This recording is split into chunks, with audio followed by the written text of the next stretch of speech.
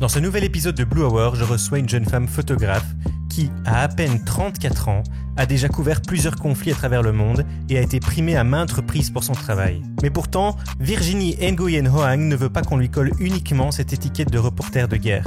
Photojournaliste et photographe humaniste, elle est aussi la cofondatrice du collectif Huma. Sa mission de photographe ?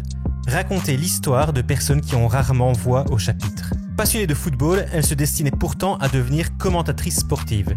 Depuis 10 ans donc, elle trimballe son appareil photo et son gilet pare-balles là où peu de gens osent s'aventurer. Gaza, Irak, Ukraine, République centrafricaine, Afghanistan, Syrie, Égypte. La liste est encore longue. Mais ne croyez pas que seules les zones de guerre l'intéressent. Au contraire, Virginie réalise aussi bien des reportages centrés sur l'humain en Belgique qu'au fin fond de la jungle malaisienne. Dans cet épisode, nous allons donc parler de ce qu'est le quotidien d'une photojournaliste, des étapes de production d'un sujet, de l'importance de rejoindre un collectif et évidemment du travail qui laisse sans voix de Virginie Nguyen Hoang. Bonjour à tous, je suis Johan Lelos, photographe de voyage depuis 10 ans et je suis très heureux de vous accueillir dans un nouvel épisode de Blue Hour. Blue Hour est un podcast qui s'adresse aux photographes et aux amateurs de la photo.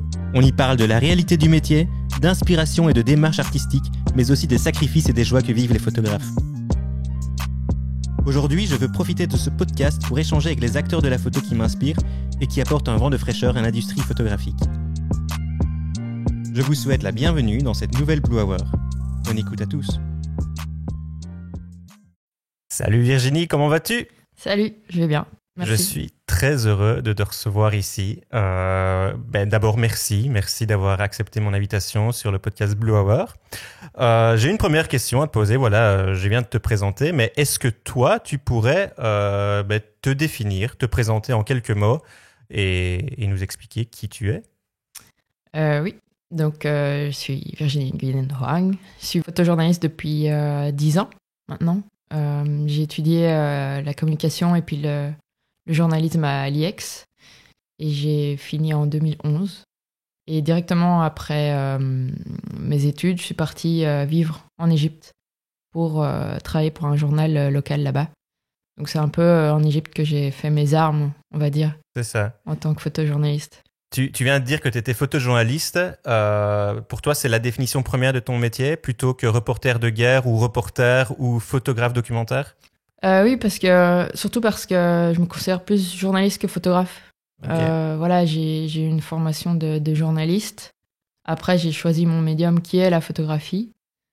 Mais voilà, je me considère pas forcément comme juste photographe. Donc c'est pour ça que j'allie photojournaliste et pas particulièrement photographe de guerre parce que je fais pas que des zones de conflit. C'est ça, ouais. Et d'ailleurs, avec ton projet le plus récent, dont on va évidemment parler. Donc, tu viens de dire qu'après avoir étudié, tu es parti en Égypte. Est-ce qu'en 2-3 minutes, tu pourrais juste résumer qu'est-ce qui en a découlé ? Donc voilà, tu as été diplômé, puis tu es parti en Égypte. Et puis, qu'est-ce qui s'est passé ? C'est quoi ton parcours professionnel depuis ? Donc, pendant mes études aussi, j'ai fait un Erasmus au Danemark. Et c'était vraiment 6 mois de cours de photojournalisme assez intense. Et donc ensuite, je suis partie m'installer en Égypte pour faire à la base un stage dans un journal local qui traitait donc de l'actualité égyptienne en anglais. Et on m'a demandé de faire du multimédia. Donc c'était de la photo et de la vidéo. Et après quelques mois de stage, on m'a demandé d'être staff. Donc quand on sort de l'école et qu'on a une proposition comme ça d'être staff, même bon, c'était un peu au salaire égyptien, ça se refuse pas.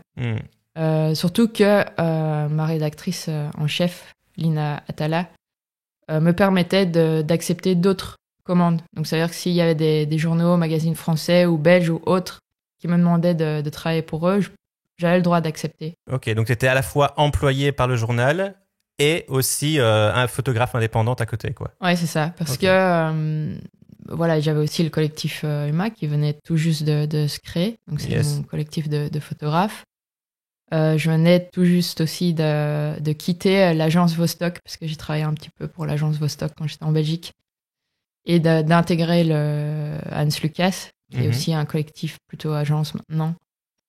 Et donc ça me permettait d'avoir un petit réseau déjà, et puis j'avais été dans les festivals comme le festival de Visa pour l'image à Perpignan, à Bayeux.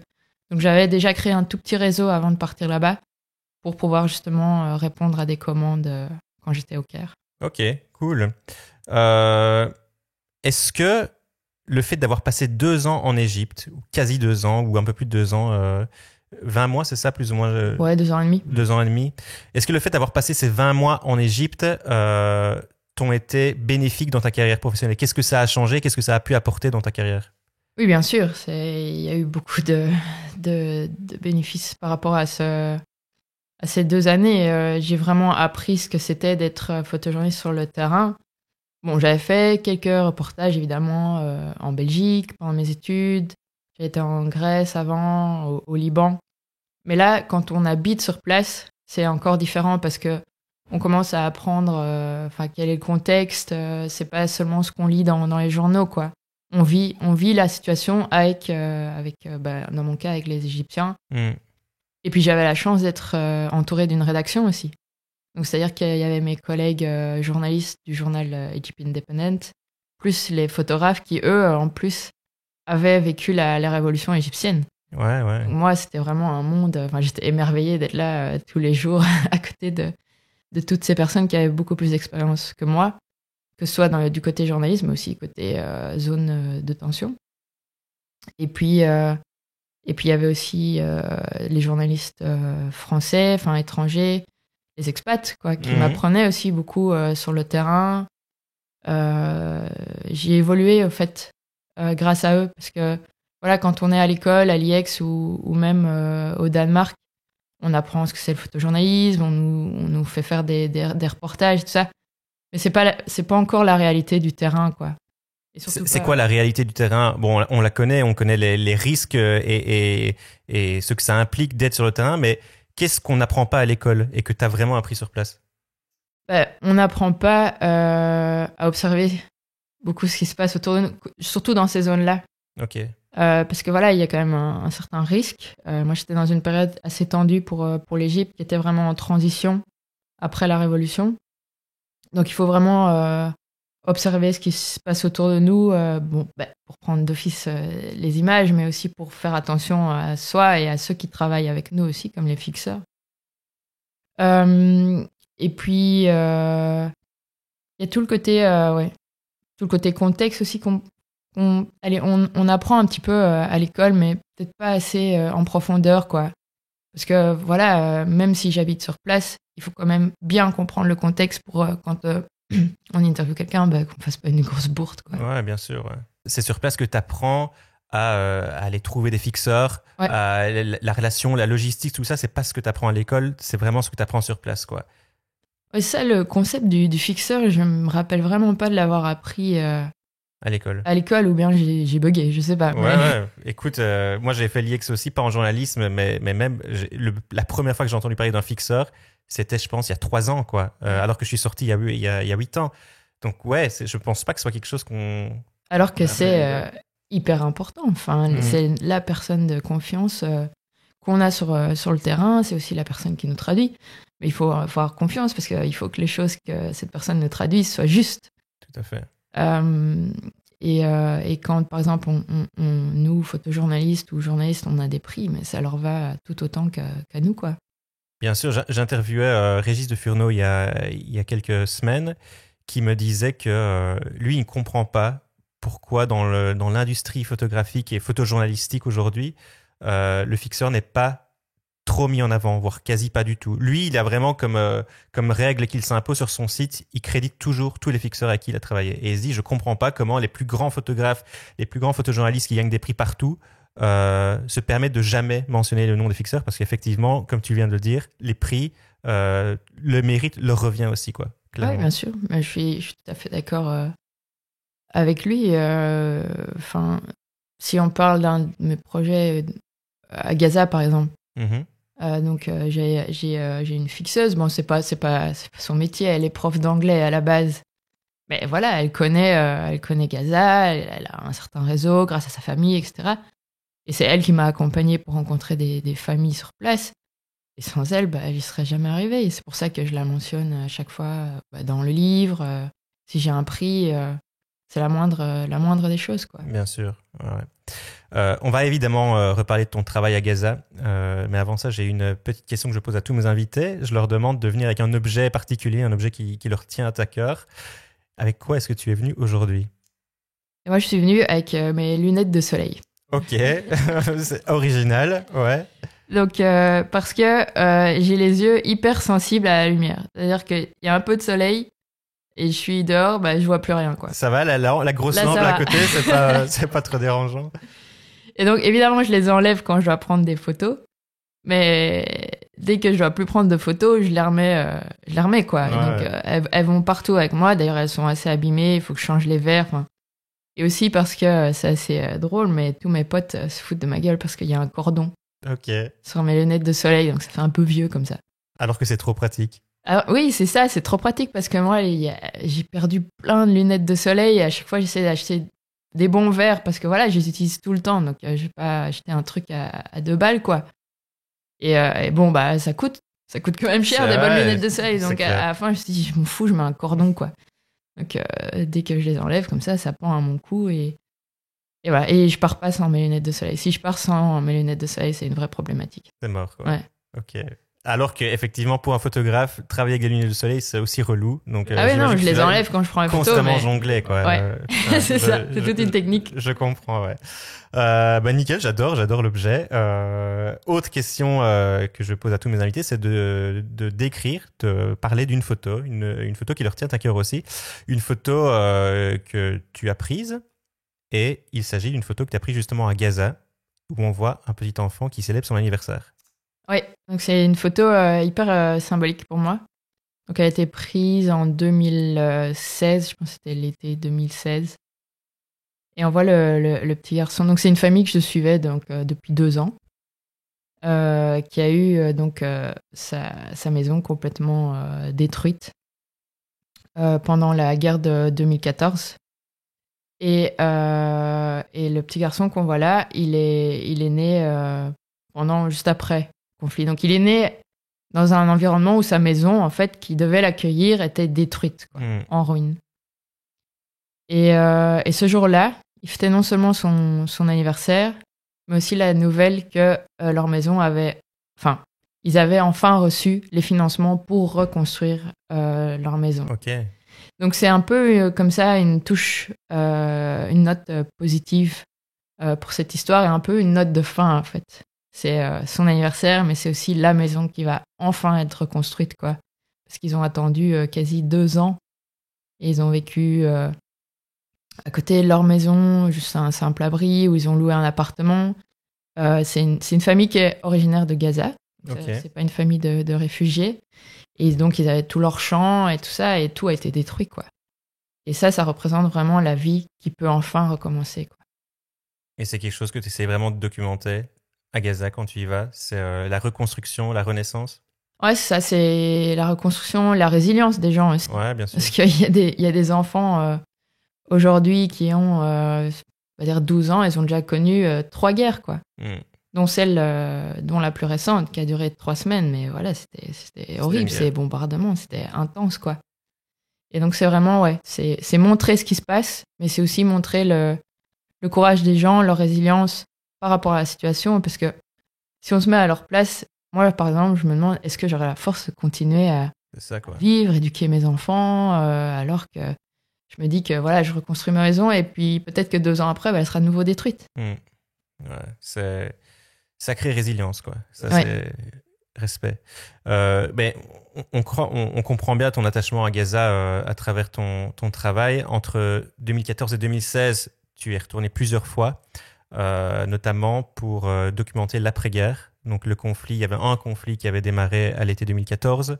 Tu as été le couvrir directement au début. Et puis, tu es retourné en octobre, 2-3 mois après la fin du conflit, c'est ça? Et à partir de là, tu es retourné plusieurs fois documenter l'après-guerre. Et tu en as créé une série qui s'appelle Gaza The Aftermath. Tu en as publié un livre. Est-ce que tu peux nous parler de cette série qui a d'ailleurs été acclamée un peu partout, qui a gagné plusieurs prix? Est-ce que tu peux nous parler de cette série? Ah oui, ouais. Comme tu as dit, j'étais là pendant le conflit, pendant les bombardements. Donc, j'ai vu les personnes qui non seulement mouraient, mais aussi toute la destruction de Gaza. C'était inimaginable, quoi. Il y avait des quartiers qui étaient vraiment détruits entièrement. Non seulement des quartiers, mais aussi des champs, comme j'ai dit avant. Donc, il y avait tout ce côté aussi, tout ce côté qui fait vivre les gens qui était détruit, quoi.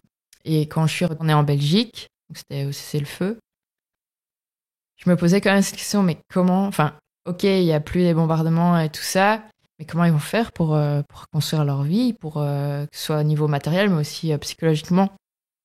Et ce qui me rendait un peu folle, c'est qu'il y a eu une attention médiatique pendant ce conflit assez dur. Enfin, je veux dire, on en parlait tous les jours. Et puis, une fois qu'il y a eu cessez-le-feu, après une semaine, c'était fini, quoi. La presse passait à autre chose. Est-ce que c'est normal ou pas? Je sais pas, parce qu'évidemment, il y a d'autres événements dans le monde. On peut pas rester focalisé sur une situation pendant des mois. Mais il y avait vraiment plus rien, quoi. Alors que la crise humanitaire, elle est là. Elle est là quand les gens ont perdu tout ce qu'ils avaient, quoi. Et donc, je me suis dit, il faut que je retourne. Il faut que je vois comment les gens vont réussir à se reconstruire ou pas.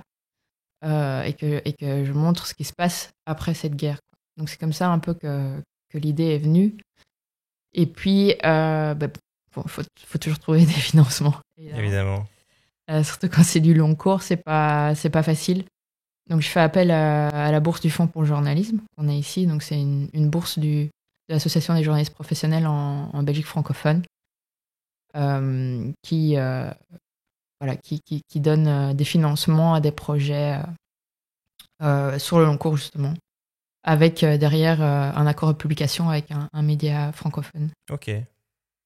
Donc ça m'a beaucoup aidé pour pouvoir partir là-bas à l'aise sans trop me préoccuper après comment je vais payer mon loyer ou comment je vais payer aussi tout ce qui est sur place, quoi. Il faut payer ma pote qui est fixeuse, il faut payer le logement, la nourriture, enfin voilà. Ça me permet de me concentrer en fait vraiment sur le travail et sur l'histoire. Et avant de partir, je m'étais déjà dit en tête, il faut que je raconte l'histoire à travers des familles. Parce que la famille, ça nous représente tous. On a tous des parents, on a tous soit des enfants, des frères, des sœurs. On va tous à l'école, on a tous a priori un job. Voilà. Bien sûr. Donc c'est plus simple de s'identifier à travers des familles. Peu importe où on se place dans la famille. Et donc j'ai demandé à ma pote qui était sur place, voilà, est-ce que tu penses qu'on peut aller dans des quartiers différents de Gaza? Parce que les conséquences étaient un peu différentes selon les quartiers aussi. Et trouver 4 à 5 différentes familles que je vais pouvoir suivre pendant plusieurs mois, années, je ne savais pas dire. Et voilà, je suis partie là-bas. On a commencé à bosser, à se promener en fait dans Gaza avec ma pote, parler aux gens, leur expliquer mon projet et voir qui était d'accord ou pas, que je m'immisce un peu dans leur intimité. Il y a des gens qui ont dit non, évidemment. Et voilà, il y a 4 autres familles qui ont dit oui, ok, pas de souci. Incroyable. Dis-moi si je me trompe, mais je pense que de toutes les séries que tu as réalisées, c'est la seule qui est en noir et blanc intégralement. Oui. Après, il y a une autre histoire à Gaza aussi, plus récente, qui est aussi en noir et blanc. Ouais, qui est aussi en noir et blanc, c'est vrai, ouais. Alors, Gaza, pourquoi ce choix? Pourquoi Gaza noir et blanc? T'as fait d'autres séries à Gaza qui sont en couleur, pourtant. Oui. Des histoires très précises. Mais pourquoi The Aftermath et la dernière en date? Pourquoi ces deux-là en noir et blanc? J'ai pas vraiment d'explication. C'est justement parce que j'avais jamais fait de noir et blanc. Je me suis dit, là, je vais faire du noir et blanc. Okay. Et c'était aussi, il y a la situation des familles, mais c'était mon fil rouge esthétique entre toutes ces familles, quoi. Ok. Voilà, c'était juste une envie. Plus facile aussi à avoir une cohérence esthétique. Passer d'un environnement à l'autre où peut-être les couleurs ne matchent pas spécialement, mais c'était juste une envie. Un fil rouge, quoi, ouais. Okay. Il n'y a pas vraiment de raison à part que j'avais envie. Ok. 1 an et demi avant ton premier reportage à Gaza, donc qui était en 2014, tu as été notamment couvrir la guerre en Syrie. Donc c'était 2012-2013. D'ailleurs, tu exposes en ce moment les photos du conflit syrien jusqu'au 30 novembre au pôle mémoire à Montauban en compagnie de Véronique de Vigry. Et on rappelle aussi que cette année marque le 10e anniversaire du début du conflit syrien. Puis en 2015, tu es parti en Ukraine, couvrir là aussi, tu as été sur le front, médiatiser cette guerre dont on parle peu. Du coup, ma question, c'est quoi? Tu sembles être attiré par les zones de conflit, ou tu semblais, tu vas nous le dire, même si récemment, tu t'es lancé dans un projet ou dans des projets complètement différents qui ne traitent plus de conflits, de guerre, mais qui traitent quand même d'un certain conflit, hein, on va en parler. Première question, c'est quoi qui te donne ce besoin irrésistible d'aller documenter les zones de conflit et les zones de guerre? Et je peux parler au passé aussi. Hein. Et non, je pense que c'est toujours là, c'est toujours présent. Pour la Syrie, c'était mon premier... pas première zone de tension, parce que l'Égypte s'était tendue quand même tous les jours. C'était assez violent, mais différemment. C'était pas des obus qui nous tombaient sur la tête, quoi. Mon envie, c'était, dans un premier temps, c'était vraiment de parler de la population. Parce que dans les médias, donc le conflit syrien était médiatisé d'office. On parlait beaucoup de Bachar, de l'armée syrienne libre, du front, et pas tant que ça de comment vivait la population. Et moi-même, j'étais curieuse de savoir, mais comment est-ce qu'ils font dans un conflit pour vivre. Donc c'était ça mon idée pour aller en Syrie. Mon premier objectif, c'était pas vraiment de faire les lignes de front, en fait. Bon, je m'y suis retrouvée au fur et à mesure, mais voilà, mon envie, c'était vraiment de parler de la population. Et puis ensuite, quand on voit quelque chose dans les médias, on se dit, c'est mon métier, je veux aussi raconter ce qui s'y passe, mais peut-être d'une manière différente, quoi. Parfois on y arrive, parfois on n'y arrive pas. Ouais. Comment est-ce que tu t'es approprié ce métier finalement? Ce métier à l'époque qui était reporter de guerre à 100%. Comment tu t'es dit un jour vraiment, moi Virginie, je suis reporter de guerre? Est-ce qu'il y a eu un déclic qui s'est fait à un moment donné? Non, après je me considère pas comme... Ouais, je parle au passé. Ouais, au début, en tout cas, ton travail était quasi majoritairement axé Ouais. là-dessus, même si effectivement tu faisais d'autres séries. Tu documentais pas que de la guerre et pas que des conflits. Je pense que j'ai quand même été fort influencée parce que je voyais, par exemple, au festival, à Visa pour l'image, ou quand j'étais à Bayeux, évidemment, c'est que du reportage de guerre. Je me suis dit, ouais, moi aussi, je veux faire ça. Mais en même temps, pas que du front, quoi. Enfin, comme je l'ai dit tout à l'heure, mon truc, c'est vraiment parler des conséquences d'un conflit sur une population locale. Est-ce que je me suis appropriée comme ça? Non, je pense que c'était vraiment par envie. Voilà, il y a ça en Syrie, j'ai envie de raconter ce qui se passe en Syrie. Maintenant, il y a ça qui se passe en Ukraine, j'ai envie de raconter ce qui se passe en Ukraine. Et aussi, à la base, je voulais raconter des histoires qu'on voit pas forcément, ou langues qu'on voit pas forcément dans les médias, parce que je préfère travailler sur du long cours plutôt que du hot news, comme j'ai pu le faire pendant 2 ans en Égypte. Ouais. Est-ce qu'il y a des moments donnés où tu te dis, tu as cette envie, ce besoin d'aller couvrir une zone de conflit, et puis en fait, tu te dis non, le risque n'en vaut pas la chandelle, ou c'est trop dangereux, et tu changes d'avis, quoi. C'est déjà arrivé? C'est déjà arrivé. Alors, c'était pas forcément par rapport au risque, c'était plus par rapport à... c'est compliqué, quoi. Logistiquement parlant. Logistiquement, pour les visas, les fixeurs qui mettent des prix à $800 la journée. Mais c'est $800 la journée? Parfois, les zones de conflit, c'est $800 la journée. En Irak, bon, j'ai été, mais pas avec les c'est tout ce jargon journalistique, mais les bons fixeurs, entre guillemets, parce que c'était impayable, quoi. Il y a les grandes chaînes de TV, genre CNN, TF1 et tout ça, qui peuvent mettre cet argent, mais nous, en tant que freelance, c'est impossible, à moins qu'on se mette en groupe, je sais pas, oui, journaliste, c'est pas pour débourser à peine $100 la journée. Abusé. Mais... Et c'est quoi un prix commun, classique, qu'un journaliste ou photographe indépendant va pouvoir payer un fixeur? J'irais à $100 la journée. Ah ouais, donc c'est quand même un budget. Tu pars 2 semaines, c'est déjà 2000 balles à prévoir. Ouais, quoi. Bon, après, je comprends évidemment que ça a un prix. Enfin, Bien les sûr, fixeurs ouais. dans ces zones-là, ils prennent des risques tout autant que nous, hein. Évidemment, ouais. Donc, si on les paye juste $20, ben, c'est pas juste, ça va pas, quoi. Mais bon, entre $100 et $800 la Ouais, journée, c'était. t'as quand même. Il y Ça avait fait fois 8, quoi. 800, bon, il y avait 600. Mais même si c'était 400, enfin, je peux pas payer $400 la journée quelqu'un, c'est impossible, quoi. Mm. Si j'ai pas une couverture derrière, si j'ai pas un média derrière moi pour couvrir cet aspect financier, c'est impossible. Donc voilà, si je me dis parfois qu'il y a des zones, j'aimerais vraiment y aller, au niveau financier et logistique, c'est vraiment ça qui me bloque, quoi. Mais tu me tends la perche là pour une question que j'avais prévu de te poser un peu plus tard, mais j'ai envie de parler de ce sujet-là, qui est le métier du photojournalisme, vraiment très globalement. Tu te dis, ben voilà, forcément, quand tu as des frais de fixeur notamment aussi élevés, tu peux pas te le permettre, toi, de les sortir de ta poche. Peut-être tu vas essayer de prévendre du coup un reportage en avance à un média. Donc j'ai plein de questions à te poser à ce sujet-là. Mais on va d'abord y aller crescendo. Le premier, c'est quoi la vie de Virginie lorsqu'elle n'est pas sur le terrain?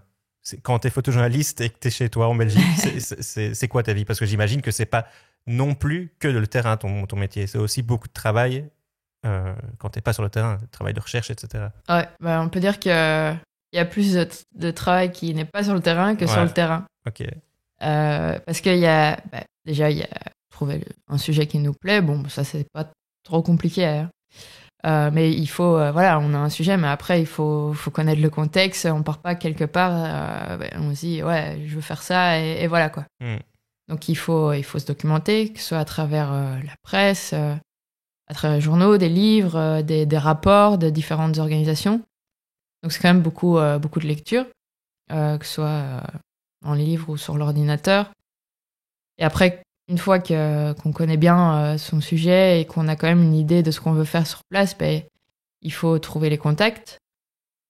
Ça peut être soit un fixeur qu'on connaît de bouche à oreille ou ouais, qu'on nous a recommandé, quoi. Et puis, ou des organisations. Donc, ça nous arrive parfois de travailler avec des ONG, MSF, le CICR, enfin voilà. Ils peuvent aussi nous aider sur le terrain. Et puis, bah, il y a l'aspect financier. Ouais. Donc, on se dit, est-ce que j'ai assez d'argent de côté pour, pas m'embêter à aller à gauche, à droite pour demander de l'argent ou... Et puis après, je me rembourse en vendant le projet. Mais il faut être sûr de son coût quand même. Est-ce qu'on arrive quand même, j'espère que oui, sinon ce serait dommage, mais à être dans le positif au final, par rapport aux frais et à ce que tu vas vendre après derrière? Oui, bien sûr, bah heureusement. Ouais, mais c'est ça, heureusement, sinon. Mais est-ce que quand, voilà, admettons, aujourd'hui, tu viens d'avoir une idée de projet, est-ce que avant même de faire tes recherches, etc., tu as une espèce de point commun entre tous les projets où tu dis, je sais déjà estimer à l'avance combien un projet va me coûter si je pars 2 semaines ou 1 mois ou 2 mois? Est-ce que c'est un truc qui est assez récurrent ou en fonction des destinations, les frais sur place vont complètement changer? Ouais, ça change vraiment selon le sujet et destination. Mais ce qui aide, c'est que je fais beaucoup appel à des bourses Ok. ou à des prix et généralement, ils nous demandent un budget. Ah ouais, donc tu dois quand même prévoir ça, ton budget, ouais. Donc, je connais plus ou moins le budget et ce que ça va me coûter. Donc tu peux planifier, tu peux prévoir ton coût à l'avance, quoi. Ouais. Mais c'est marrant parce que ce métier de photojournaliste, pardon, c'est un métier qui fait rêver énormément de gens. C'est un métier un peu fantasmagorique comme ça et moi le premier, il me fait rêver. Et pourtant, c'est assez drôle de constater que c'est un métier qui est très peu documenté. Franchement, évidemment, il faut parler à des photojournalistes pour comprendre un peu c'est quoi la réalité du métier, mais au-delà du fait que les gens ils se représentent cette image de photojournaliste, reporter de guerre ou reporter sur le terrain, et qui est assez passionnant parce que c'est palpitant, tu vis énormément d'émotions, positives ou négatives, mais tu en vis énormément. Mais au-delà de ça, voilà, ça se limite plus ou moins à ça, et on en sait finalement assez peu. Donc aujourd'hui, moi, ce qui m'intéresse, et surtout pour les éditeurs qui nous écoutent et qui pourraient rêver de faire ce métier-là, ce serait est-ce que tu pourrais lister les étapes que tu vas rencontrer à partir du moment où tu te dis, voilà, j'ai un projet, j'ai une idée. C'est quoi les étapes qui vont venir sur ton chemin, quoi. Première étape, c'est OK, j'ai le sujet.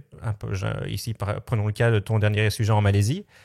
À partir de ce moment-là, c'est quoi? Qu'est-ce qui se dresse devant toi, quoi, comme obstacle ou comme impératif? Dès qu'on a l'idée en tête, je l'ai dit là tout de suite, on se documente. Tu te documentes, ouais. Ça peut prendre des jours, des semaines à lire des rapports, à lire des articles sur le sujet en question, même se donner d'autres routes. On a peut-être une idée en tête et puis en lisant des choses, on se dit « Ah, mais au fait, cet angle-là, c'est beaucoup plus intéressant. » Et recadrer alors peut-être ton sujet. Recadrer le sujet. Et ça, cette phase, est-ce qu'on peut appeler ça une phase de pré-production potentiellement ou de recherche? Ouais, phase de recherche. Et ça, elle peut prendre plusieurs mois? Ou ça se compte en semaines? Non, ça peut prendre plusieurs mois, plusieurs semaines, ça dépend. Hein. Si c'est du hot news, si c'est... Là, le dernier sujet sur l'huile de palme, c'était plusieurs mois, hein, parce que le sujet est tellement vaste et complexe que oui, ça peut être plusieurs mois. Donc, tu as eu cette idée-là, tu t'es dit, je vais partir peut-être dans 6 mois ou dans 1 an, et d'ici, depuis le moment où tu as chopé l'idée jusqu'au moment où tu pars, tu ne fais que préparer le sujet, documenter et faire des recherches, quoi. Oui, enfin, je fais pas que ça. Il y a évidemment, mais côté, c'est ça, mais c'est le principal. Il y a un focus là-dessus, quoi. Ouais, ok. Et après, Est-ce que tu vas essayer de le prévendre déjà ou pas?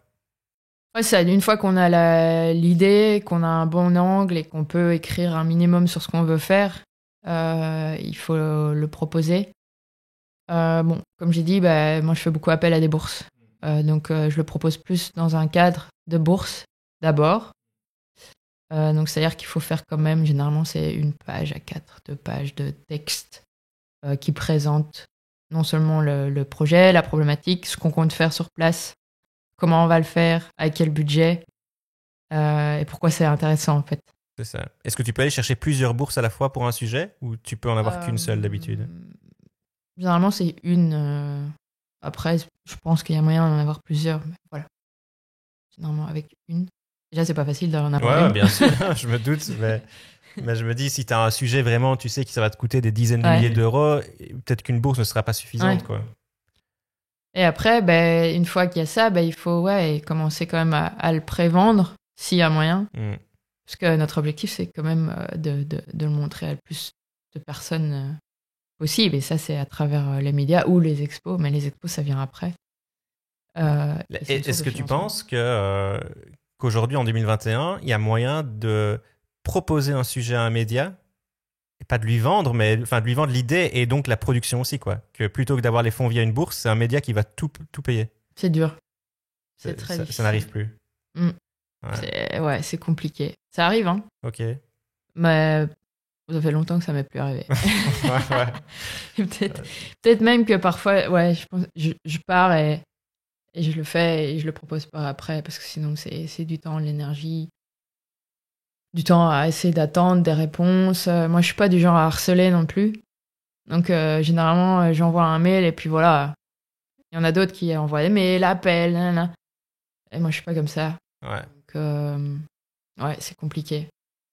Ouais, j'imagine que c'est compliqué. Et pourtant, ce serait finalement la solution la plus simple pour tout le monde, quoi. Ouais, bien sûr. T'as ton média, t'as ton soutien financier, tu pars, t'es pris en charge, t'es encadré par une organisation ou un organisme. Et puis voilà. Et c'est comme ça que ça fonctionnait dans les années 80, c'est ça.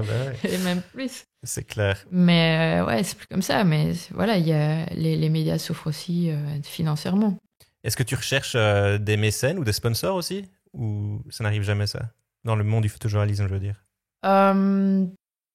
Plus dans le cadre de gros projets, par exemple avec le collectif, pour notre projet sur le football féminin, What the Foot. Là, on recherchait un peu des sponsors, mécènes s'il y avait moyen. Mais c'est compliqué parce que les sponsors, faut faire aussi gaffe un peu à l'éthique. Bien sûr, ouais. Que ce soit pas des grosses marques. Voilà. Tu vas pas te faire sponsoriser par Nutella pour ton projet en huile de palme. Ouais. Mais Nutella, attention, c'est de l'huile de palme durable maintenant. Ouais, effectivement. C'est assez complexe. Ouais. Mais je sais pas si ça le ferait sur le terrain de dire sponsorisé par Nutella. C'est ça, ouais. Putain, le greenwashing à 100%. Voilà. Quoi. Ok, donc effectivement, tout ça, c'est avant. Et puis après, tu arrives sur le terrain, qu'est-ce qui se passe? Est-ce que tu as déjà tous tes contacts sur place au moment d'arriver? Ou est-ce que tu dois prévoir peut-être quelques jours, quelques semaines pour pour ton repérage, pour trouver un fixeur, ou est-ce que tout ça c'est déjà arrangé avant? Mais si c'est la première fois sur un terrain, d'office, je pense qu'il faut prévoir quelques jours, voire des semaines. Ouais, non, pas des semaines, mais ouais. Une grosse semaine, quoi. Ouais. Pour voilà. Normalement, on a les contacts quand on arrive, parce que voilà, on prépare ça à l'avance. Il faut quand même les rencontrer, quoi. On peut pas se dire, ah voilà, Virginie, toi c'est pas qui. Allez, on y va, on va travailler. Quoi. Non, bien sûr. Ouais. Faut un peu voir comment ça va se dérouler, ce qui est prévu. Et donc ouais, il faut aussi arranger des rendez-vous avec des personnes qu'on veut déjà contacter pour le reportage, faire des interviews. C'est quoi le minimum de temps que tu prévois sur place quand tu vas faire une série ou un reportage? Ça dépend du sujet, mais moi j'irais une semaine au moins, quoi. Parfois ça peut être plus, parfois ça peut être moins. Parfois il y a des imprévus, donc il faut attendre pour que des situations se débloquent et qu'on puisse commencer le reportage. Ouais. Ok, tu fais ton reportage, tu fais ta série, ça se passe bien, plusieurs semaines, plusieurs mois peut-être. Puis tu reviens en Belgique et là, tu as tout le travail d'éditing, j'imagine. Tu as le travail de potentiellement vendre, d'écriture, ou tu travailles avec un journaliste. Comment ça se passe une fois que tu reviens? Ouais, donc ça dépend. Parfois, je travaille avec un ou une journaliste, ou parfois je bosse seule. L'editing, sur place, j'essaie quand même le soir d'éditer. Ah ouais, déjà sur place? Okay. Faire une sélection des photos, parce que avoir tout en même temps, c'est juste pas gérable. Ouais. Donc il y a de l'editing déjà sur place quand on a du temps. Et de l'électricité. Évidemment. Et après, oui, donc quand on rentre en Belgique, on peaufine l'editing, on peaufine les légendes aussi, parce que c'est quand même important. On fait une sélection plus serrée, parce qu'un média, on ne présente pas 200 images, quoi. Il n'y a personne qui va regarder 200 images, à moins qu'on nous le demande, quoi. Et alors, quand il y a de l'écriture, ouais, faut bosser les textes. Quand il y a la vidéo, parce que je fais aussi parfois un peu de la vidéo, il faut monter les images, quoi. Et tout ça, ça prend énormément de temps. C'est quoi la proportion finalement entre pré-production, production sur le terrain et puis post-production? Tu dirais, c'est pas un tiers. Non. Il y a beaucoup moins de temps sur le terrain, en fait. Ouais. Je trouve. En tout cas, ouais. Moins de temps sur le terrain. Et c'est ça qui est le plus excitant au final. Ouais. Évidemment, parce que c'est là où tu rencontres les gens, c'est là où tu fais tes images. Après, les trois sont un peu excitants, parce que t'as au début, t'apprends sur un sujet, et puis sur place, tu rencontres des gens, t'apprends aussi, évidemment, tu fais des nouvelles rencontres, tu produis, tu fais des images. Et puis après, tu redécouvres un peu tes images aussi pendant l'editing, quoi. Ouais. J'imagine bien. Est-ce que la phase de candidature pour des prix arrive à ce moment-là aussi? Une fois que tout l'editing est fini, tu postules déjà pour des prix directement, ou t'attends peut-être un an ou deux avant de postuler avec... Non, peut-être pas un an ou deux. D'abord, on postule pour... Enfin, on envoie le sujet à des magazines, journaux... pour que ça puisse se vendre et que ça puisse être vu. Et pour les prix, ça dépend en fait, quand il y a des appels, tout simplement. Ouais. Et si ça correspond à ce que les prix demandent, quoi.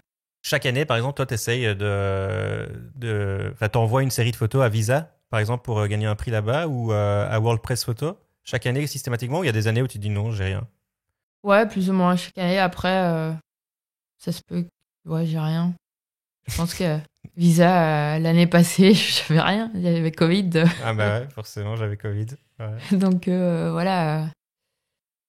Mais ça fait partie intégrante du travail de photojournaliste, quoi, de participer à des prix, parce que forcément, j'imagine que si tu gagnes un prix, ça fait grandir ta renommée, ta notoriété, et potentiellement plus de jobs qui viennent après, etc. C'est un effet boule de neige, quoi. Ouais, après, il n'y a pas tous les photojournalistes qui veulent nécessairement gagner des prix ou postuler au prix. Ça, c'est le choix de chacun, chacune. Après, dans mon cas, ouais, je postule parce que ça fait aussi parler de l'histoire. Bien sûr. Il y a une visibilité sur le sujet. Et d'office, ouais, évidemment, il y a quand même un peu niveau de la crédibilité, en fait, que tu donnes à travers les prix. Ça peut amener des commandes, comme ça peut très bien rien faire du tout. Je sais pas. Toi qui as été lauréate justement de plusieurs prix, est-ce que tu as vu une différence avant-après ou ça n'a pas spécialement changé dans ta carrière professionnelle? Ça a changé du fait qu'il y a plus de personnes dans la profession qui connaissaient quand même mon travail. Légitimité Voilà. dans l'industrie. Ouais. Ok. Je pense que c'est ça. Et du coup, bah oui, on peut faire peut-être un peu plus appel à moi en dehors des frontières de la France, parce que moi, c'est plus avec les Français que je bossais qu'avec les Belges. Donc, ouais. Donc là, on vient d'expliquer ta démarche lorsque tu avais trouvé un sujet, que ce soit la majeure partie sur du long cours, hein, comme le projet en Malaisie. Est-ce que ta démarche est complètement différente lorsque c'est un sujet chaud? Et déjà, est-ce que tu en fais toujours des sujets chauds d'actualité? Des sujets chauds. Ouais, j'en ai fait en 2018 à Gaza. Ah ouais, t'étais retourné. Bon, de toute façon, à Gaza, j'essaie d'y retourner tous les ans. Mais voilà, là, il y avait vraiment les clashs à la frontière avec Israël. Donc, c'était vraiment du hot news. Et d'ailleurs, le nombre de journalistes qu'il y avait là, c'était dingue. Donc, la démarche est peut-être un peu différente parce qu'elle est accélérée, en fait. Mais tu as quand même une phase de recherche avant, même si tu sais que tu dois partir directement. Bien sûr. Ouais. De toute façon, partir directement, est-ce que c'est encore possible? Je sais pas. S'il n'y a pas l'appui d'un média derrière, partir directement comme ça, c'est compliqué. Alors maintenant, en plus, il y a Covid, c'est mort, quoi. Parce que tu dois postuler où que tu ailles pour un visa journalistique, ou des fois tu vas en touriste? Parfois il en faut, parfois il en faut pas, mais ouais, il faut des visas, il faut des permissions, il faut quand même connaître quelqu'un sur place. Pour moi, partir du jour au lendemain, comme ça me semble impossible. À moins que ce soit vraiment quelque chose qui se passe pas en France, un pays voisin, et que voilà, c'est un événement comme ça. Par exemple, ici à Bruxelles, la boum. Ouais, c'est tout bête, mais là, voilà. Ouais. C'est possible, il suffisait de lire 2-3 articles et c'est bon, je pouvais aller couvrir le truc, quoi. Ouais. Mais sinon, je sais pas. Moi, ça me semble vraiment très compliqué maintenant de partir du jour au lendemain comme ça. Ok. Donc, tu as été couvrir la boum, je savais pas. C'était une commande ou c'était ton envie d'y aller, là? Non, c'était du news. Et voilà, quand c'est comme ça, c'est plus pour mettre les images sur Hans Lucas. Donc, il y a quand même aussi comme une banque d'images où les médias peuvent aller pêcher ce qu'ils veulent comme photo. Voilà, c'était couvrir une manif. C'est ça, ouais. Donc, finalement, après chaque reportage, qu'il soit long ou court, il y a aussi cette démarche d'aller uploader tes photos dans ton agence, dans ton studio, pour qu'elles soient disponibles à l'achat pour des médias. Donc là aussi, après, une fois que l'editing est fait, systématiquement, tu vas alors collaborer avec ton agence. Ouais, après, on est très autonome. Hein. Ça fonctionne très bien comme ça. Quand on fait du hot news, ouais, il faut vraiment travailler rapidement quand même. On fait les images, on rentre, on fait les légendes, on remplit tous nos champs IPTC, donc c'est tous les champs où on met nos informations. Ouais. Que ce soit dans Bridge, Photoshop, Lightroom, peu importe. Et puis on met sur la plateforme, quoi. Et la plateforme Hans Lucas, et là, les médias ont accès à ces images et il faut juste espérer qu'ils en prennent. C'est un autre moyen de trouver des financements. Bien sûr, ouais, mais il en faut. Mais parlons de la notion de collectif et d'agence, si tu veux bien. Tu l'as mentionné déjà tout à l'heure, tu es une des membres fondatrices du collectif UMA qui a été créé en 2011 par Frédéric Pauwels. Est-ce que tu peux nous expliquer le rôle que ce collectif joue aujourd'hui dans ta vie de photographe, ainsi que la mission du collectif UMA? Ouais, donc on a créé en fait ce collectif à trois. L'idée de base, c'était celle effectivement de Frédéric Pauwels, qui avait quitté un autre collectif avant, et il voulait un peu se renouveler avec Gaëtan Nerings et moi-même qui sortions tout juste de l'IEX. Et comme il faisait partie un peu de nos jurys aussi, de l'IEX, et qu'il avait donné des cours à Gaëtan, il a vu en nous quand même la même vision qu'il a lui-même du photojournalisme, quoi. Donc ce côté un petit peu, ce côté humaniste, raconter des histoires de personnes qu'on n'entend pas forcément beaucoup, qu'on n'entend peut-être pas du tout. et voilà, c'est comme ça qu'est venue l'idée. Et c'était aussi une période, enfin ça l'est toujours, où le photojournalisme, ça devenait quand même compliqué. Parce que Fred est un peu plus âgé, donc il a connu des meilleures années du photojournalisme. Mais ici, ben voilà, être à plusieurs, ben on sera un peu plus fort, et on pourra montrer un peu plus ce qu'on fait. On pourra aussi s'aider pour des editings et tout ça. Mhm. Donc l'idée de base, c'était vraiment l'entraide et puis raconter des histoires avec un fil rouge, quoi, qui traite vraiment de l'humain et de certaines situations problématiques. Mais au fur et à mesure, voilà, le collectif a évolué. Il y a eu des personnes qui sont rentrées dedans, qui sont sorties. Maintenant, voilà, on est composé de 3 photographes. Donc, Frédéric Boès, Johanna Tessière et moi-même, et d'une journaliste rédactrice qui est Laure de Rennes. Donc on est 4.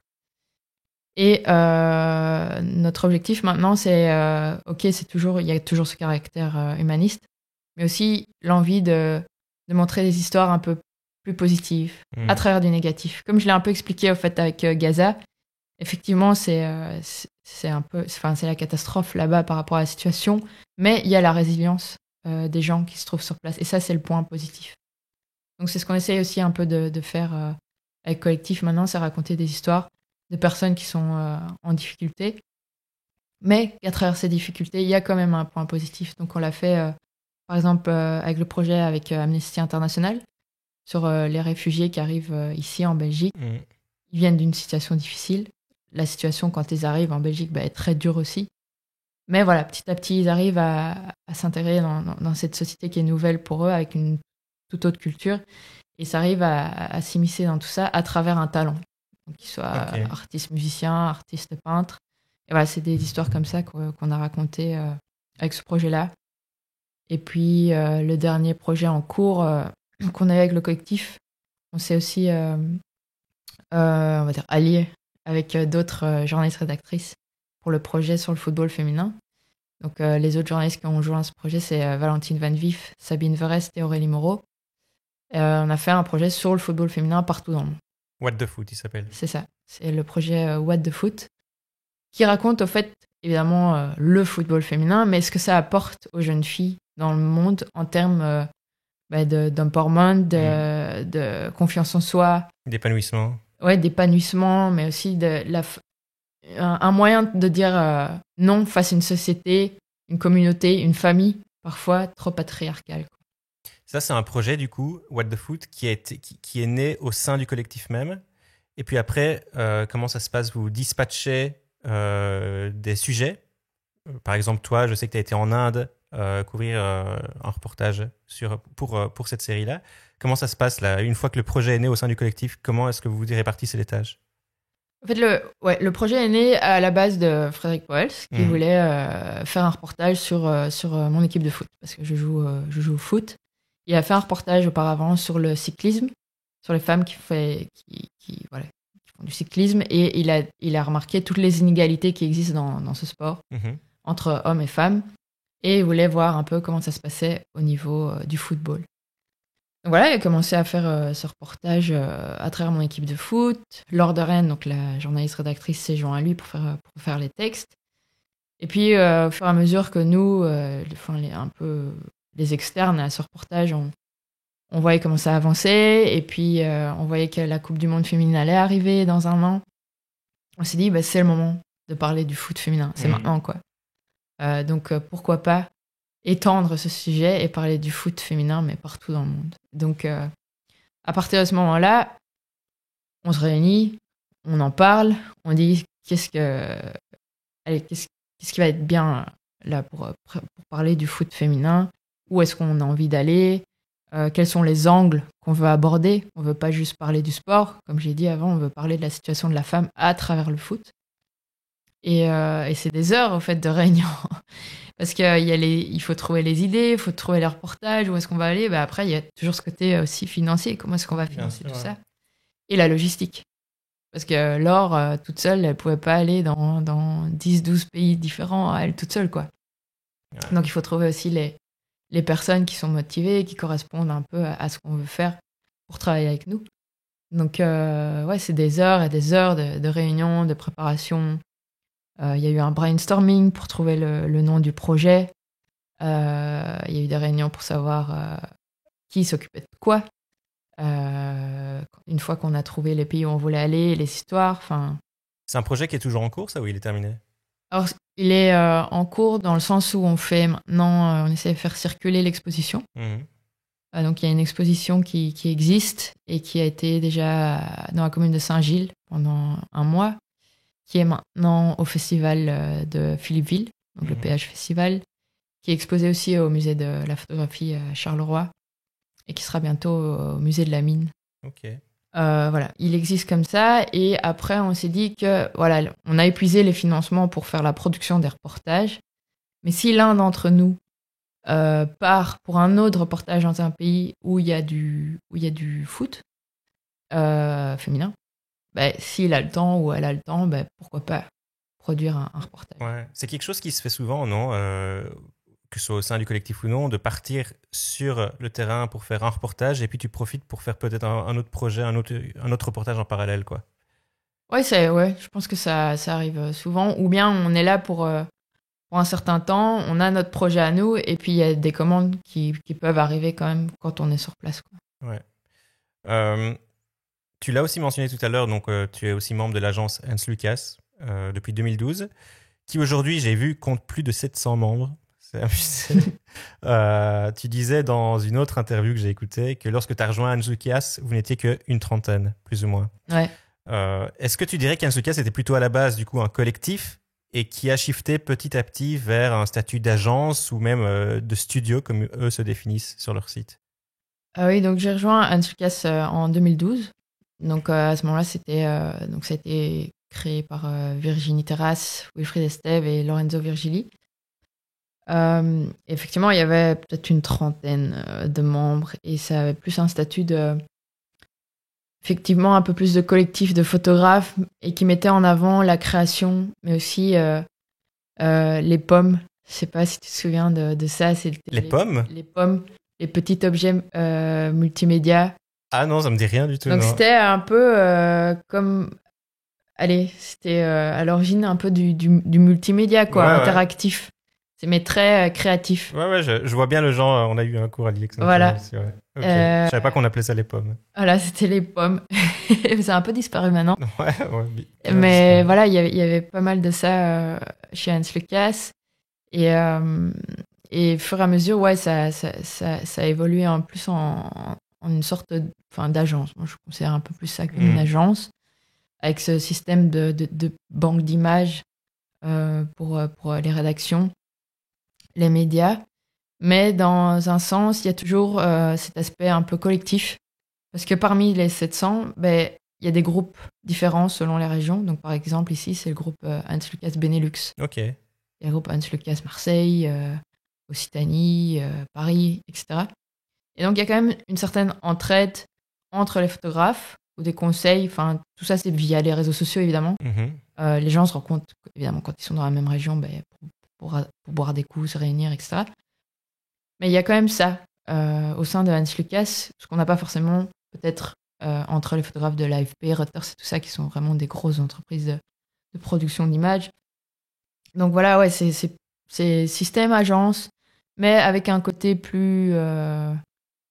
ce petit côté collectif où on s'entraide, et puis Wilfried Estève qui est à la tête de Hans Lucas qui répond toujours présent. Je sais pas comment il fait. Ok. Mais dès qu'on envoie un mail, il répond, quoi. Et je trouve ça dingue. Je sais pas comment il fait pour gérer avec 700 photographes. Ouais, mais il est toujours là, quoi. Il est toujours là pour aider. Et c'est quoi son rôle à lui, hormis d'être le directeur de l'agence, mais par rapport à toi ou à tous les autres photographes, qu'est-ce qu'il va pouvoir vous amener, par exemple? Si on lui demande, il peut pousser au sein des rédactions pour qu'il regarde nos reportages. Okay. Il va nous faire des lettres pour avoir des accréditations ou des visas. Donc bénéficier de ce côté organisme officiel, quoi. C'est ça. Ouais. Parce qu'on est tous des freelances. Donc on n'a pas forcément un magazine ou un journal derrière nous, mais du coup on a quand même Hans Lucas. Ok. Est-ce que maintenant, vu que eux s'appellent Studio et que c'est un truc qui tourne avec énormément de membres, est-ce qu'ils ont aussi est-ce qu'ils vont vous passer des commandes aussi? Ils ont un client qui va leur passer commande et puis hop, ils vont aller chercher parmi leurs membres et ils vont vous commanditer sur une série ou un reportage. Commande, ça, je pense pas. Peut-être que c'est arrivé, mais je suis pas au courant. Par contre, il y a des demandes des médias. Est-ce que vous avez telle ou telle photo de ça ou ça? Parce qu'on en a besoin, quoi. Ouais. On devient une source un peu d'images et en rapport direct avec le client. C'est pas mal. Du coup, qu'est-ce que ça implique concrètement pour un photographe ou une photographe indépendante de faire partie d'une agence ou d'un studio comme Hans Lucas? C'est bien parce qu'au moins, il y a quand même une structure derrière. Mais tu as des impératifs, toi? Tu as des obligations en tant que membre où tu peux vivre ta vie et finalement être complètement indépendante. Et lorsque tu en as besoin, je dis pas que c'est ton cas, hein, mais si un membre veut en faire partie pour autant qu'il soit accepté, j'imagine, est-ce qu'il peut tout à fait faire sa petite popote indépendamment et peut-être dire bonjour une fois par an ou une fois tous les 2 ans, quoi? Oui, c'est un peu mon cas en ce moment. Ok. Parce que j'ai plus bossé avec tous les projets du collectif. Voilà, Wilfried sait très bien que je suis là. Wilfried, si tu nous entends, Virginie est là. Ne lui en tiens pas rigueur. Et il sait que je suis là aussi. Ouais. Il n'y a pas d'impératif. C'est ça. Il y a un impératif maintenant, je pense, moi quand je suis rentrée, c'était différent. Mais maintenant, l'impératif, je pense, c'est un certain nombre d'images à mettre pour Pixpalace, qui est donc une plateforme auquel on a accès pour vendre des images. Une plateforme que quasi tous les médias utilisent aujourd'hui pour aller chercher leurs images. Ouais.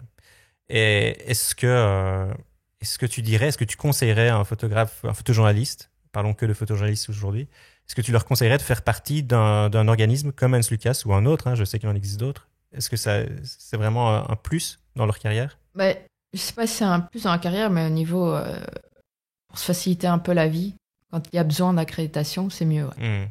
C'est mieux d'avoir une structure parce que, je sais pas, une bête accréditation, si on veut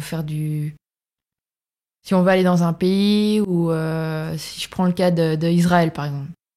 Pour aller à Gaza, il faut absolument une carte de presse israélienne. Ok. Et si tu demandes ta carte de presse et que tu es juste journaliste freelance avec ton nom, il y a presque aucune chance que tu l'aies, quoi. Ouais. Comment t'as entendu parler du collectif ou de l'agence, encore une fois, à l'époque? Parce que très peu de personnes connaissaient Hans Lucas en 2012, j'imagine. En fait, c'est avec l'IEX. L'IEX était intégré dans un programme avec une organisation, je peux dire quand même, qui était pro-palestinienne et qui réunissait, c'était un voyage qui était prévu avec des journalistes, des étudiants en journalisme de Belgique, de Suisse et de France, et qui était encadré par des professionnels, dont Wilfried Estève et Virginie Terrasse. Qui sont eux-mêmes photographes alors? Oui, ils sont photographes. Il y avait d'autres personnes, mais c'est comme ça que j'ai connu Hans Lucas. C'est via ce voyage, en fait. Donc, il y avait une petite sélection d'étudiants parmi les trois écoles, donc en Belgique, en France, en Suisse. Et c'est eux qui chapeautaient le projet d'avoir ce groupe de journalistes qui allaient produire des reportages avec cette association. C'est ça, ok. Petit aparté, tu sais d'où ça vient le nom Hans Lucas? J'ai découvert ça hier, moi. Oui, c'est du réalisateur, j'oublie toujours son nom. Jean-Luc Godard. Voilà, Jean-Luc Godard. Qui est en fait la traduction allemande de Jean-Luc, et qui était en fait son nom de critique cinéma. Le nom incognito de critique cinéma. J'ai appris ça hier, voilà. Très bien. Moi, j'ai quasiment posé toutes les questions que j'avais à te poser à propos de ton travail, mais il y en a 2-3 autres qui m'intriguent. Moi, c'est cette fameuse encore série de Gaza, alors pas série Gaza The Aftermath que j'ai trouvé absolument magnifique et d'ailleurs qui a gagné pas mal de prix, mais moi j'ai surtout été obnubilé par les sous-séries, si je peux parler, où c'est vraiment des reportages sur des personnes. Alors si je me souviens bien, il y a notamment un pêcheur, c'est possible. Enfin, ces séries m'ont tellement beaucoup elles m'ont touché, quoi, vraiment. Et si je comprends bien, alors là, c'était pas tout à fait clair sur Internet quand j'ai fait mes recherches hier, mais c'est des séries que tu as créées lorsque tu étais à Gaza pendant cette période entre 2014 et 2016, c'est ça? Donc là, concrètement, tu pars là pour documenter l'après-guerre, et puis après, tu tombes sur certains sujets, et tu te dis, je vais créer ce sujet en parallèle. Oui, ça, c'est des petites histoires, en fait. Ok. Parce que j'avais mon projet principal qui était vraiment suivre ces 4 familles dans leur reconstruction, aussi bien au niveau matériel que psychologiquement. Je pouvais pas être non plus 24 heures sur 24 sur elles à prendre des photos. Enfin, faut les laisser un peu respirer. Et puis, il faut pas que ce soit non plus trop répétitif. Enfin voilà. Et donc à côté, moi j'aime pas rester traîner dans l'appart sans rien faire, quoi. Donc j'essaie de trouver des petites histoires, un côté plus comment dire, pas folklorique, mais un peu plus coloré. Et d'ailleurs, plus légère. Voilà, plus légère. Ouais. Et ces séries sont en couleur en plus. Tout à fait. Donc ouais, il y a sur le pêcheur, il y a aussi sur le quartier coloré de Gaza, qui était quand même pas mal et qui était quand même exposé. Okay. Voilà, donc c'est ces petits sujets, je m'attends pas à ce qu'il y ait beaucoup de retours par rapport, je le propose quand même, mais... Ça, c'est des sujets qui sont réalisés en combien de temps? En moins d'une semaine? Non, j'essaie quand même d'y aller plusieurs fois pendant toute la période où je suis là. Ah ok, tu retournes et après, tu t'investis autant que pour les autres. C'est ça, le pêcheur, j'ai été qu'une seule fois sur son bateau. Ouais. Après, j'essaie de le suivre un peu chez lui. Bon, ça dépend aussi. Et après, les gens, ils se disent, ouais, t'es venu 2-3 fois, c'est bon, quoi. Mais, Et ils sont toujours bienveillants et accueillants quand tu leur demandes de les suivre pendant plusieurs jours, ou t'as des fois, tu tombes sur des gens qui te disent non, quoi, non, je suis pas intéressé. Oui, bien sûr, je tombe sur des gens qui me disent non. Ok. Comment tu leur présentes ton projet? Moi, je suis très transparente. Je dis vraiment, à travers ma pote Dina qui fait les traductions, je dis vraiment ce que je compte faire, pourquoi je le fais, et que le but, c'est de le montrer ici, en Europe, et que moi, j'ai envie de raconter leur quotidien pour que les gens voient un peu autre chose de Gaza que ce qu'il y a dans les médias. Tu as dit dans une autre interview que un témoignage que tu as entendu à Gaza, notamment des Gazaouis, c'était qu'ils n'avaient pas l'impression... Ils voient des journalistes tout le temps, et pourtant ils n'ont pas l'impression que les choses changent pour eux, quoi. Et toi, c'est la question que je te pose, est-ce que ce genre de témoignage que tu entends, est-ce que ça te fait remettre en question ta propre mission, ton métier, ou la pertinence du métier, quoi? Parce que finalement, si c'est pour paraître envahissant chez eux, pour finalement ne rien avoir en retour pour eux directement, quel est le but?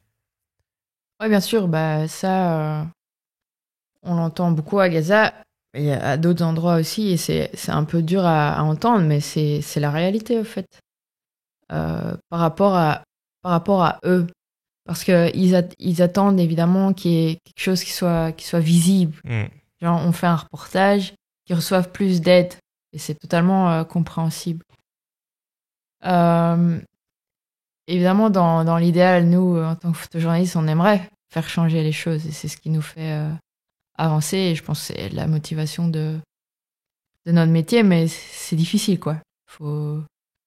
Faut y croire. Alors moi, je dis toujours, si quelqu'un voit mes images, mon travail, qu'au moins puisse réfléchir à la situation, parce que bon, tout le monde connaît pas forcément ce qui se passe à Gaza.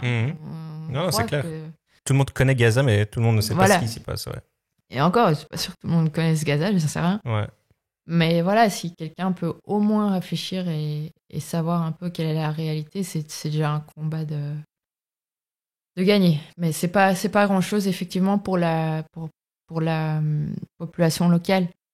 Mais s'il y a de plus en plus de gens qui connaissent, qui voient ce qui se passe là-bas, qui réfléchissent, après, ça aura peut-être un impact sur les gens pour lesquels ils votent. Parce que c'est là que les décisions sont prises, en fait.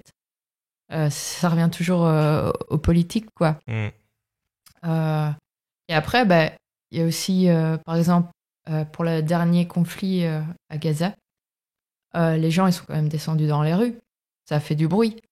Enfin, je suppose, j'en sais rien, mais voilà, ça a quand même un certain impact quand il y a tout le monde dans les villes d'Europe qui manifestent en soutien à la Palestine parce qu'ils voient ce qui se passe là-bas. C'est quand même à travers les médias. Est-ce que tout le monde, je parle des locaux, que ce soit à Gaza ou ailleurs où tu pars, mais est-ce que tout le monde comprend chaque fois ton rôle et ta mission là-bas, ou des fois ça arrive que ce soit pas le cas et que tu sois très mal reçu finalement? Non, évidemment, il y a des gens qui comprennent pas forcément, mais c'est juste parce qu'il faut leur expliquer. Il y a des gens, quand ils voient les journalistes débarquer, les photographes, ils disent « Ah, vous allez faire de l'argent sur notre dos, et nous, où est l'argent, quoi ?» Ouais. Non, mais clairement, j'imagine. Et je peux très bien comprendre, mais il suffit de. Enfin, il suffit, entre guillemets. Il suffit de leur expliquer. Il faut expliquer, il faut communiquer. Parce qu'il y a des personnes qui croient aussi que nous, on gagne des millions en faisant ça, quoi. Ouais. Et enfin, il y a des personnes ici en Belgique qui croient ça, hein, et c'est pas juste dans les autres pays. Enfin, il y a des situations où ici, on m'a déjà sorti, ouais, tu fais la photo de moi, bah, tu me payes combien? Enfin, tu vois. Ouais, Donc, ça arrive, mais faut juste expliquer, en fait. Faut pas se braquer. Faut expliquer aux gens. Aujourd'hui, parce que tu abordes le sujet financier, en tout cas que les photojournalistes ne vivent pas tous très bien et que c'est galère pour beaucoup d'entre eux. Je reviens à ce que Marie Tillon m'avait dit quand elle était venue ici pour un précédent épisode. Elle m'a dit qu'elle, la raison pour laquelle elle vit en Turquie, c'est parce que elle pourrait pas vivre en Belgique, quoi. Tout simplement, que ses revenus liés au photojournalisme ne sont pas assez élevés. Toi, est-ce que tu t'en sors convenablement avec tes revenus de photojournaliste ou est-ce que tu es obligé d'aller chercher des bourses, etc., pour vraiment pouvoir dire je peux vivre en Belgique convenablement? Oui, ben Marie, elle a raison, mais je suis partie en Égypte, c'était aussi, enfin, c'était pas la raison principale, mais c'était aussi une des raisons que c'était beaucoup plus simple pour moi de vivre là-bas parce que la vie était beaucoup moins chère et surtout quand on commence. Bah, on n'a pas forcément beaucoup de commandes ou de revenus, donc c'est sûr que si on va vivre ailleurs, bah, c'est aussi par rapport au coût de la vie. Moi, j'ai la chance de pouvoir en vivre parce que aussi grâce au collectif, on a pas mal de commandes et puis maintenant il y a l'expo aussi qui fait vivre le projet mais qui réussit aussi à nous faire vivre un minimum. Et puis tout ce qui est logement et tout ça, enfin j'ai la chance que voilà, ma mère m'a dit tu peux t'installer dans une maison que j'ai et ça c'est un sacré soulagement parce que j'ai pas un loyer à payer, quoi. C'est clair. Mais si j'avais pas ce soutien-là, il y a des mois où ce serait quand même vachement galère, quoi. Et est-ce que ça, c'est tout simplement lié à la crise de la presse? Je mets ça entre guillemets. Mais est-ce que c'est simplement lié, tu crois, à la crise de la presse? Parce que j'ai l'impression, et je me trompe peut-être, qu'il y a 30-40 ans, les photojournalistes vivaient beaucoup mieux, financièrement parlant. Est-ce que tu penses que c'est juste parce que la presse n'a plus les moyens de payer autant? Est-ce que parce qu'il y a aussi trop de concurrence? Parce que il y a trop de gens qui font des photos avec leur smartphone? Est-ce que c'est un mix de tout ça? Ouais, je pense que c'est vraiment un tout. Non seulement il y a moins d'argent pour la presse, en tout cas papier. Le net, ça paye pas. Ça paye pas du tout. Et donc c'est un peu un cercle vicieux parce que les médias ont plus d'argent, donc ils ont plus d'argent pour payer les photojournalistes ou journalistes. Et du coup, ils prennent des photos plic-ploc qu'ils réussissent à avoir gratos via des plateformes ou via même des gens, des amateurs, les réseaux sociaux et tout ça. Et ça circule sur le net et les gens s'en contentent, au fait. Et ça, le problème, c'est qu'il n'y a plus une demande non plus du vrai photojournalisme, raconter des histoires comme il pouvait y avoir auparavant à travers des grands magazines, journaux et tout ça. Donc il faut qu'il y ait une certaine demande pour que tout ça puisse aussi se remettre un peu au niveau financier. Est-ce que tu bosses avec des ONG, toi, des fois? Oui, parfois j'ai des commandes d'ONG. Et est-ce que c'est un soulagement financier de bosser avec eux par rapport à ce que la presse pourrait payer? Oui, d'office. Et puis généralement, c'est aussi des sujets qui sont quand même intéressants. Mais c'est entre la limite du corporate et du reportage, quoi. C'est quand même pour une organisation. Bien sûr. Après, c'est une bonne... c'est sûr qu'au niveau des revenus, c'est une source parmi d'autres de revenus. Mais vivre essentiellement de la presse, c'est compliqué. C'est vraiment compliqué. Et je vois pas comment ça peut aller plus vers le positif, sauf si tout ce qui se retrouve sur le net devient payant. C'est ça, ouais. Et ça n'arrivera pas de sitôt. Ça n'arrivera pas. Enfin, quoique, il y a en tout cas, quand tu compares la presse, le web d'aujourd'hui au web d'il y a 10 ans, il est beaucoup, beaucoup, beaucoup plus payant qu'il y a 10 ans. Ouais. Donc, voilà, à voir. Est-ce que ça va être accepté? Mais C'est vrai. ouais, bah écoute, en tout cas, moi, je me suis fait cette raison-là, quoi. C'est-à-dire que, bah, encore une fois, il y a 10 ans, j'étais étudiant, aujourd'hui, je le suis plus. Il y a 10 ans, je piratais tous mes programmes et je piratais Photoshop. Aujourd'hui, je paye Photoshop. Oui, voilà. C'est une question. Donc, Ouais. Il y a une question d'éducation aussi Hmm. au niveau des jeunes. Il faut les motiver à aller à multiplier leurs sources d'information. Ouais. Parce que moi, je côtoie quand même pas mal de jeunes par rapport à tout. Enfin, quand je fais du foot et tout ça. Leur première source, c'est quoi? C'est Instagram, TikTok. Donc, Ah, c'est sûr. il faut qu'il y ait un travail de notre part de motiver les jeunes à aller voir d'autres choses, quoi. De s'intéresser, d'acheter des journaux, d'acheter des magazines, ou aller sur des sites d'information, aller voir des expos. C'est C'est compliqué. clair. C'est compliqué, mais c'est important. Et c'est tout le travail d'éducation, effectivement. Euh, j'ai une autre question vite fait. J'ai envie d'aborder très rapidement avec toi ton travail en Malaisie. Est-ce que, euh, est-ce que ça a été, ce sujet, est-ce qu'il est né à partir d'un besoin qui était de s'éloigner des zones de conflit ou d'un besoin de faire quelque chose de plus léger, même si on n'est quand même pas dans le léger à 100% avec ce sujet-là, qui est un sujet sur l'huile de palme que tu vas pouvoir nous raconter. Mais est-ce qu'il est né de ce besoin-là de dire, OK, faut que je souffre, quoi. J'ai fait trop de zones de guerre et trop de zones de conflit. Non, pas forcément, parce que j'ai fait ça juste après enfin, les clashs qu'il y a eu à Gaza Hmm. en 2018. Après, peut-être que c'est inconscient. Ça, j'en sais rien. Ça peut être totalement inconscient. Mais j'aime bien, ouais, varier. J'ai pas envie de me retrouver tout le temps sur des zones de tension, conflit. Hmm. Et je trouve que c'est hyper intéressant de travailler sur une toute autre problématique qui est l'environnement, dans ce cas-ci. Et, et en termes on va dire de peur, moi, la jungle, ça me foutait Ah ouais? vraiment, j'avais trop peur, peut-être plus peur que d'aller sur une zone de conflit, quoi. J'avais vraiment un blocage là-dessus. À cause des serpents? Non, à cause des sangsues. Ah ouais, J'ai putain. j'ai une phobie des sangsues. Ah putain, ça Et c'est le film Stand franchement, By Me, ça. franchement, j'étais en stress une semaine avant, quoi. Parce que pour ce sujet, il faut aller dans la jungle. Bien Ouais, sûr. j'ai vécu une semaine, du coup, avec les Pénans, qui sont les autochtones qui essayent de lutter contre la déforestation. Est-ce que t'as vu des sangsues? Ah bah oui, Ah, tu les as c'est vues. inévitable. Ok. Et Ah oui, c'est inévitable. Je me suis renseignée, hein. elles étaient sur toi? Et il y en a eu sur moi, Ok. d'office. Je faisais tout pour qu'il n'y en ait pas, mais, mais voilà, j'ai surmonté cette phobie. Et maintenant, voilà, j'y suis retournée encore après. Et j'aime toujours pas ça, mais je me dis que voilà, je vais pas en mourir. Non, bah, quoique, on sait pas. Est-ce que les gens meurent des sangsues? Je sais pas. Est-ce qu'on Je peut crois en pas. mourir? Mais c'est marrant parce que finalement, ici, le tout dernier sujet en question avec ce peuple autochtone, c'est aussi un conflit que tu traites. Un conflit d'un autre genre. Mais c'est un conflit entre un peuple et l'industrie de l'huile de palme, quoi. C'est eux contre la déforestation. Donc c'est un conflit que tu documentes aussi. Est-ce que ça aussi c'était inconscient ou est-ce que c'était une envie d'aller documenter un conflit? Non, c'était pas une envie de documenter un conflit, c'était juste, c'était plus montrer l'importance que la forêt a pour eux, Hmm. que c'est leur source de vie, quoi. Après, ça s'est intégré dans un sujet plus vaste sur l'huile de palme et la production d'huile de palme durable. Donc, c'est un des chapitres que j'ai traité par rapport à ce thème-là.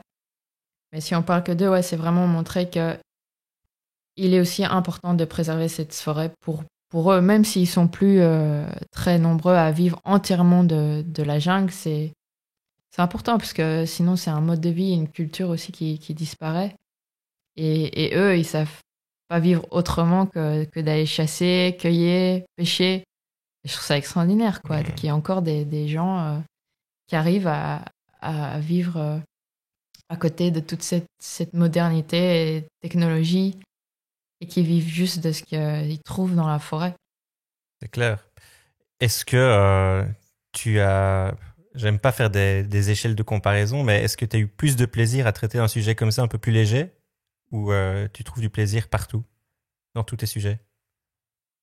Je sais pas si on peut parler de plaisir. Le mot plaisir est certainement Ouais. très mal employé, évidemment, mais peut-être qu'en Malaisie, c'était vraiment un réel plaisir.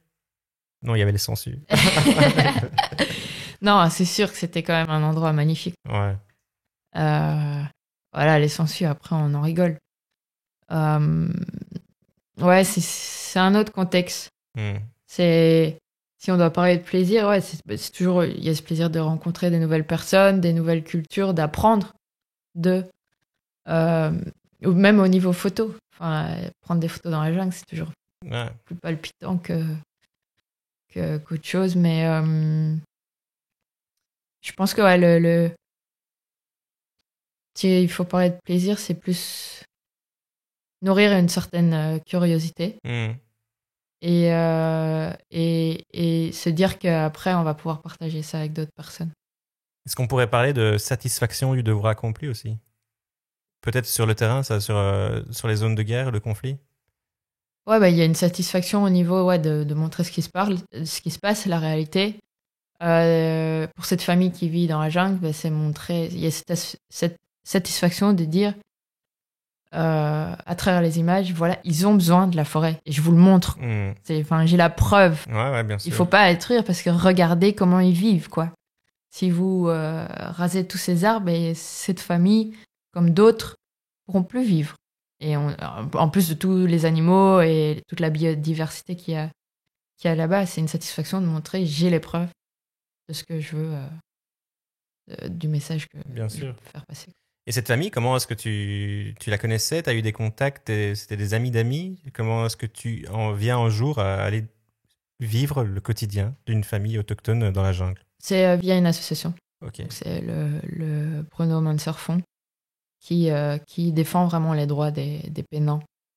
Depuis qu'il y a eu enfin, le nom de la sauce est au nom d'un monsieur qui s'appelle Bruno Manser et qui a vécu avec eux et qui était le premier à vraiment se battre pour leurs droits et qui était suisse. Et qui a disparu, c'est ça? Il a disparu dans les années 2000. Ouais, c'est pas trop comment, mais bon, le gouvernement malaisien n'était pas trop son ami, quoi. Ouais. J'ai 2 dernières questions à te poser. La première, c'est qu'est-ce qui t'inspire? C'est quoi les inspirations dans ton travail de photographe? Tu vas la chercher où? Tu vas la puiser où, cette inspiration? Je peux la puiser chez d'autres journalistes, d'autres photojournalistes. Je peux puiser dans tout ce qui est news, en regardant des émissions, documentaires. Il y a vraiment différentes sources. Là, ici, par exemple, pour la Malaisie, le sujet de l'huile de palme, ça t'est venu comme ça d'un beau jour ou c'est un truc que tu t'es dit, tiens, j'ai lu tel sujet, tel reportage, ça me botte, ça me parle? J'ai lu un peu sur parce que enfin, l'huile de palme, c'est quand même beaucoup dans l'actualité. Et puis il y avait tout ce mouvement aussi à ce moment-là, des jeunes qui manifestaient tous les jeudis pour l'environnement. Et je me suis dit, ouais, c'est le moment de faire quelque chose là-dessus. Et voilà, j'ai juste réfléchi à tout ce qui touche à l'environnement et je me suis dit, bah, l'huile de palme, c'est quand même, ça fait partie de notre quotidien, quoi. Et c'est tellement plus complexe que dire qu'il faut boycotter le Nutella pour sauver les orang-outans, quoi. Ouais, et pourtant, c'est le cliché que tout le monde connaît, ça. C'est clair. Très bien. Toute dernière question que je pose à tous mes invités. Est-ce que tu as un ou une photographe à me conseiller pour un prochain épisode de Blue Hour? Photographe francophone, évidemment. Oh, mais c'est compliqué parce que j'aimerais bien citer mes collègues du collectif Huma, mais bon, on va me dire que c'est pas très objectif. Tu peux les citer si tu veux, si ça te fait plaisir, cite-les. On a déjà parlé de Frédéric Pauwels. Oui, il y a aussi Johanna de Tessière. Et alors, je pense que ce serait quand même chouette d'inviter un photographe néerlandophone. Ok. Qui parle français. Mais je suis pas certaine de qui parle bien français ou pas. Donne-moi un nom alors. Et donne-moi plusieurs noms et je verrai bien si un d'entre eux parle français. Stéphane Van Vletteren. Ouais. Henri Guillardier, néerlandophone. Bah, il est flamand, ouais, il est belge-flamand. J'espère qu'il parle français. J'aimerais beaucoup l'interviewer, ça c'est sûr. Voilà. Tu pourrais essayer ces deux-là. Ok, ouais, bon, t'as déjà été taper le haut du panier, voilà. quoi. T'as pas été chercher les deux moins connus de Flandre. Très bien, écoute, je vais prendre contact avec eux, on verra bien s'ils parlent français. En tout cas, même si c'est en anglais, ce serait passionnant. Mais bon, voilà, le podcast est en français, donc c'est une contrainte de plus. Très bien, merci beaucoup Virginie, merci d'avoir accepté cette invitation, merci pour cette heure partagée ensemble. Merci à toi. D'ailleurs, avant qu'on termine, où est-ce qu'on peut retrouver ton travail? C'est très important. Sur le site internet du collectif UMA. Ok. J'ai une page Facebook aussi. Tout ce qui concerne le collectif UMA, de toute façon.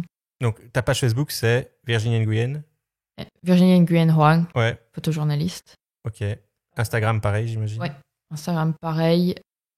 Sinon, le site du collectif UMA, sur le site de Hans Lucas. Ok. On a cité auparavant. C'est ça. Donc, je mettrai évidemment les liens sur la page sur l'article, sur le site bluehour.club, ainsi qu'en description de cet épisode.